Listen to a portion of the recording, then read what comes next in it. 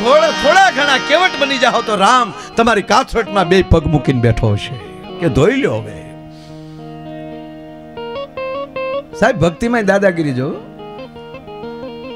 ખબર પડી કેવટ ને કે આજ ભગવાન રામ આવવાના છે, નદી પાર કરવાના છે. સાહેબ ગામમાં હાથ પડાવી દીધો કે ખબરદાર કાલ કોઈ એક નૌકા લઈને આવ્યા છો તો મારીને તોડી નાખો. કાલ કેવટની એકની નૌકા છે, પછી જોઉં છું મારો બાપ કેમ તરે. આપણે તરવા હાટું એની પાસે તલખલા નાખી છે કે અમને ભવસાગર તાર. આજ એને ખબર પડવી જોઈએ એક તરવું કેટલું અઘરું હોય છે. એટલે આજ જો રામને હાકા ન કરાવી દઉં તો કેવટ નહીં. અરે સાહેબ જડબે સલાકો કોઈને ઘોડું નહીં નદીમાં. અને કેવટે ઘોડી લઈને બેઠો ને એ આગો બેઠો. આમ ઓલા આવ્યા કે ઘોડી વાળો ક્યાં છે સાહેબ? ત્યારે એને કેવટે કીધું ગોતવો પડે ને કે અમી ગોતીને મારા બાપ તને મરી ગયા, આજ તું માઇન્ડ કાંઈ આવ્યો છો મારા હાથમાં. અહીંયા બેઠો છું કે અમારે નૌકામાં બેવું. મારી નૌકા નહીં કે પણ બીજા કોઈની છે ને ન હોય એમાં હું શું કરું? ઢબઢબીને નીકળો. ખબર તો પડે ને કેમ તરાહી. હે ભવસાગર તારનારા બાપ, હવે કેમ નદી તરાહી તો જોતું. અને અમે ભવસાગર તરવા હાટું તારા નામ લઈને ગાંડા થઈ જાય છે કે પણ ગાંડા કેવટ હવે મને તું યાર હું કામ હેરાન કરીશું? ના હેરાન નથી કરતો પ્રભુ, તું કે તને ઉતરાય આપું કે ના એવો હું લોભ્યો નથી. એવો બિલકુલ મને એવો લોભ નથી કે તમે મને એટલું આપી ગયો ને હું. પણ હું તમારા ધંધા ઓળખું છું. લે ભગવાનને એમ કે હું તમારા ધંધા ઓળખું છું. તમારા પગની રજ છે નહીં ખરેખરી રજ તમારી કામણગારી એ મારી નામ નારી બની જાય જીગિયા રજ તમારી. એ મારા બાપ તારી રજ છે ને કામણગારી છે. તને ઓલા પથ્થર ને શિલા ને અડી ગઈ તો શિલા માલી એમ કે એક બાઈ ઊભી થઈ. હવે આ તો લાકડાની છે અને આને તારી રજ ઉડે નહીં. હોડી માલી બાઈ બને તો એકનું પૂરું નથી પડતું, બીજીનું પૂરું કેમ કરવું? રજ તમારી કામણગારી એ મારી નાવ નારી બની જાય જી. આ તો અમારા એ રંગ જનની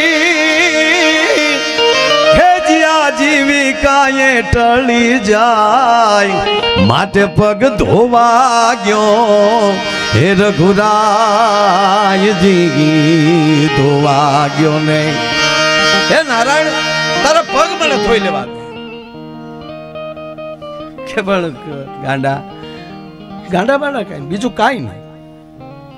ગાંડો ગણો ઘેલો ગણો જેવો ગણો એવો મારા બાપ પણ પગ ધોયા વગર મારી નાવમાં ગડવાનો દો કે ભાઈ ધોઈ લે બીજું શું.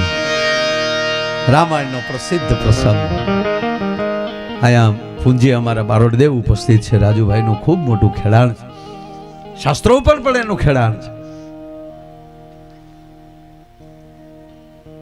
પણ આમાં મને જે થોડી ઘણી ખબર પડે આમાં કાંઈ મારી હોશિયારીની વાત નથી કરતો. અને મેં પહેલા કીધું કે આ તો કોક પાસે સાંભળ્યું હોય તમારે સામે રજૂ કરી. હું તો ટપાલી છું, આમાં મારા ઘરનો કાંઈ માલ નથી ભાઈ. અને થોડો ઘણો હશે તો હશે. અને હા એમણામ તો હલાતું નથી બાપા.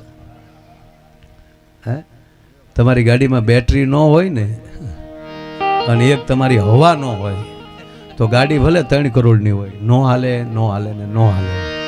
એમાં બેટરી પોતાની જોવે અને હવાય તમારી જ જોવે સાહેબ. અગર 4 વ્હીલમાં હવાની કિંમત કોઈ નથી ભાઈ. ભલે કોઈ પણ 5 કરોડની ગાડી હોય કે આપણી 5 લાખની 50 લાખની ગાડી હોય, પણ એમાં હવાની કિંમત તો કોઈ દેવું નથી થયું કે ફલાણી કંપની વાળો ગાડી પુરાવા ગયો હવા તો એ હવાવાળાએ એટલા પૈસા લીધા અને ટ્રેક્ટર વાળો પુરાવા ગયો તો હવા નહીં. હવાના હરખા જ હોય, હવા બધાને હરખી હોય. એમાં આ રાયના દાણા બધા હરખ્યા હોય. આ તો વ્યવસ્થાના ભાગરૂપી આગળ પાછળ બેઠા હોય છે સાહેબ. બાકી આમાં અને બધાની એક હરખ્યું. જો બાયું હોય કે આદમીનું હોય, જીવ એક જ હરખો. બાઈ ગુજરી જાય તોય કહેવાય કે જીવ વયો ગયો, ને આદમીને ગુજરી જાય તોય જીવ વયો ગયો. એમ જ કહેવાય કે બાયું ગુજરી જીવતી વહી ગઈ એમ ન કહેવાય. એમાં નાની એવી જીવ તૂડી હતી નહીં, એમાં જીવ તો હરખો જ હોય. પેલો પ્યાલો મારા ગુરુજીએ પાયો, બીજે રંગની હેલી, ત્રીજો પ્યાલો પછી રોમે રોમે લાગ્યો અને ચોથે મર્યાદા હાવ મેલી, પગ ઘૂંઘરું બાંધ મીરા નાચે. એક ભજનનો અને ભક્તિનો માર્ગ એક આખો જુદો છે, અને એની અંદર તમને અબજસ અને ટીકા સિવાય બીજું મળે નહીં. મીરાને ટીકા મળી, નરસિંહને ટીકા મળી. મીરાબાઈને કીધું ને કે તમે આ રજવાડાની રીત નથી મીરા, ક્યાં ચિત્તોડની મહારાણી. કલ્પના તો કરો સાહેબ, રાણા ભોજના અર્ધાંગના, એનાથી રાણા આદિત્ય, એનાથી રાણા વિક્રમ, અને એનાથી રાણા ઉદયસિંહ, અને ઉદયસિંહનો દીકરો એટલે મહારાણો પ્રતાપ. મહારાણા પ્રતાપના સગા મોટીમાં, કહેવાનો મતલબ આ જેના ઉજળા ઇતિહાસો હોય અને ઈ પરંપરા અને ઈ વખતની ઈ મર્યાદા, પણ જેને હરી અડી જાય સાહેબ, એક કાળોતરો નાગ કોઈને અડી જાય તો આખો લીલો કાચ કરી નાખતા હોય, તો જે લીલો કાચ છે અખિલ બ્રહ્માંડનો માલિક, ઈ અડી જાય તો પરિસ્થિતિ કેવી થતી હોય છે. હે, પછી નરસિંહ મહેતાને કહેવું પડે કે હા બાપા તમે કયો એવા, જેવા રે એવા, તમે કયો એવા. આ ભક્તિનો માર્ગ હવે જાવ બસ એટલો. હા, એટલી માયા પાસે માયા ઘડીક ભલે પડી. હા, છોકરાઓને તાળીઓથી વધાવો. નાના નાના છે પણ સરસ કામ કરી, અને એક જે સેવા કરતા હોય, સ્વયંસેવક બનીને અથવા તો કાંઈ પણ સેવા કરતા હોય ને, હું વિશ્વાસથી કહું સાહેબ, જે સેવા કરતો હોય ને એના હૃદયમાં કૃષ્ણ આવે આવે ને આવે, બીજું કોઈ ના આવે. તમારે જ્યાં લખો ત્યાં લખો. શું કામ? જ્યારે વિષ્ણુ યાગની પ્રસ્તાવના મૂકી ભગવાન કૃષ્ણ પાસે આવીને પાંડુ હોય, ધર્મરાજ યુધિષ્ઠિરે આવીને મહારાજ યુધિષ્ઠિરે એટલું કીધું કે ગોવિંદ એક વિચાર આવે છે કે શેનો?